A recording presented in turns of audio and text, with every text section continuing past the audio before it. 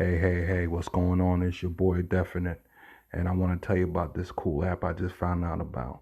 It's called Anchor. It's a real cool app, man. I think you guys will really feel it. It's easy, it's fun, it's exciting, uh, it's free. That's the best part, and you can make money off it, and you can do it from the comfort of your own home, and it will help you distribute to different platforms where everybody can hear your podcast. So if you ever dreamed about making a podcast, download the app today, Anchor.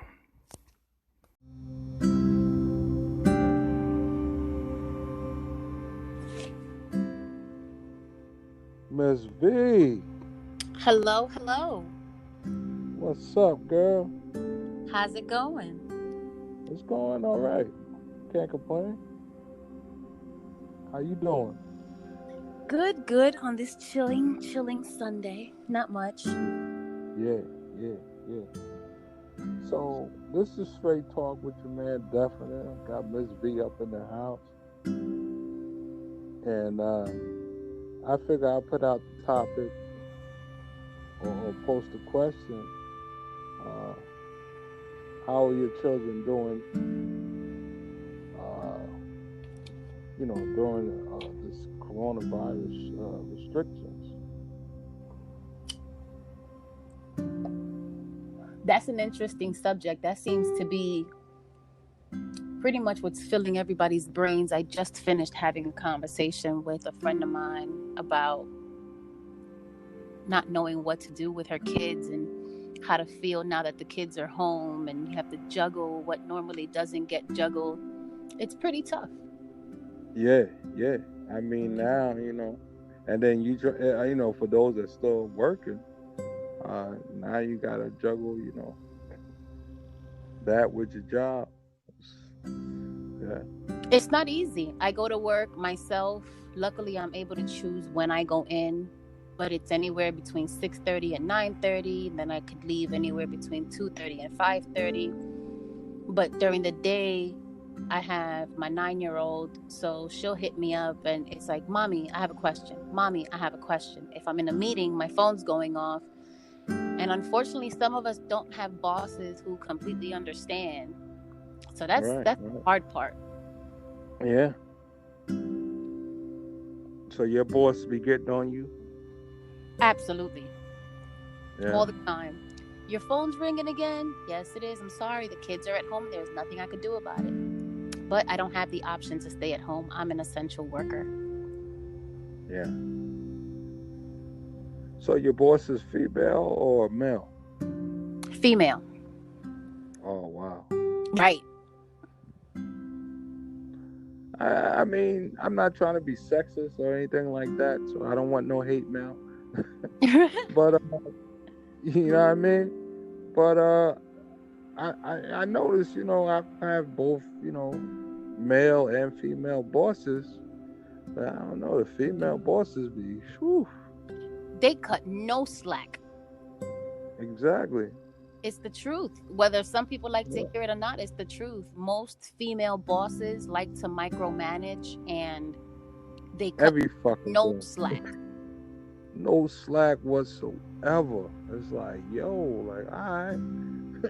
And I had a few female bosses, and it was like, I don't know, they just didn't like me for whatever reason.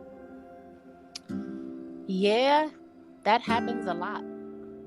Yeah, and I was a good employee, I worked off the clock, everything. That's where this is it's such a catalyst, I should say, because we're not in control of what's happening. So for me, for example, if I were to lose my job because I got to take care of my kids, at the end of the day, I'm the only one who leaves my house. And so if someone here were to contract, the coronavirus and get it, it would be because of me. And that in itself is not cool.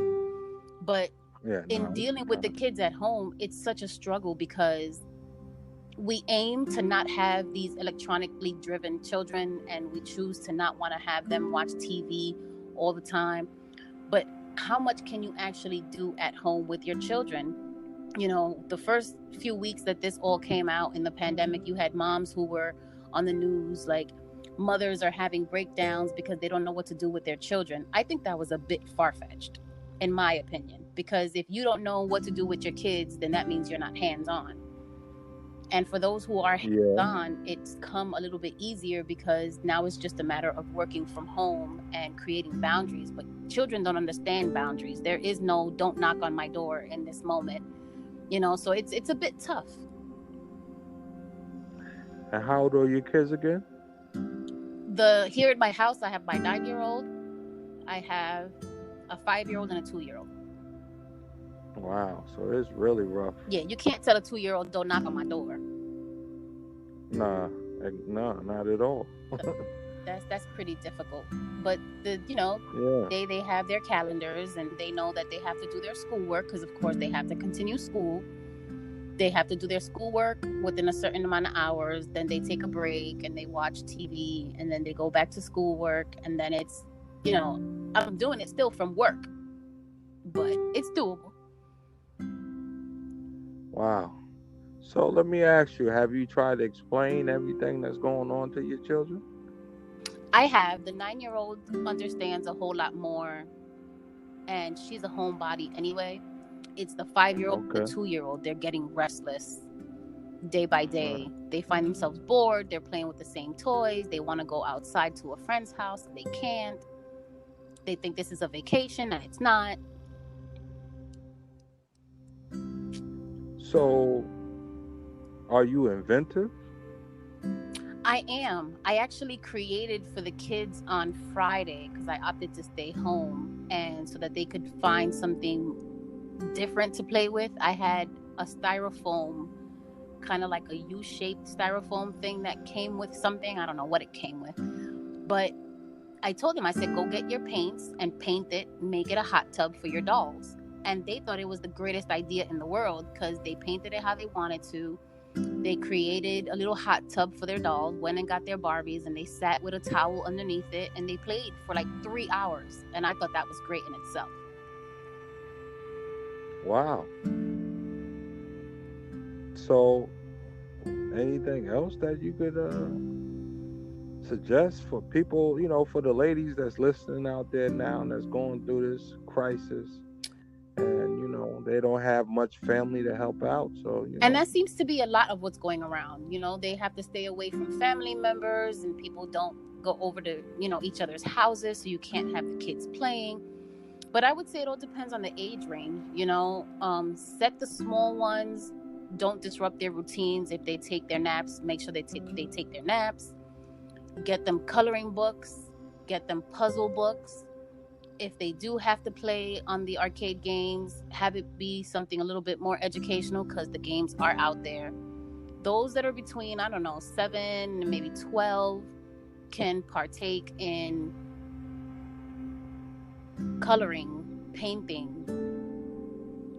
The kids are now into the TikTok, so they can go on TikTok, because that goes in full regulated on what your kids do, but allow them the space to also voice to you where they're bored, but you can't cater to them too much because again you have to kind of keep this structured in a way. So I think that the hardest thing would be structure, because of course after 13, 14 they're on their phones 90% of the time anyway.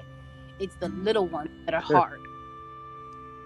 Yeah, you're right about that. Playtime in the tub, let them pretend it's a pool, pitch a tent in the house and let them think that they're camping. Get creative with it. It doesn't seem feasible to some people, but when you put your creativity to it, it's doable. I just wonder how much longer this is going to go on. And that's the question that everybody's asking, How much longer can this go on?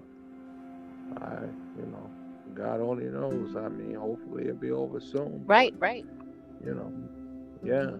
Well, like I tell everybody, you gotta prepare for the worst. Always. And listen to the kids. The kids will tell you what they want, and it's not about giving them what they want. But when it comes to their boredom, it's pretty much just listen to what they want to do and incorporate it. The best thing that I could figure that's worked for my house, with the 3 of them being 3 different ages, is a calendar. Because that way it teaches them the structure. They know what's coming up next. They know that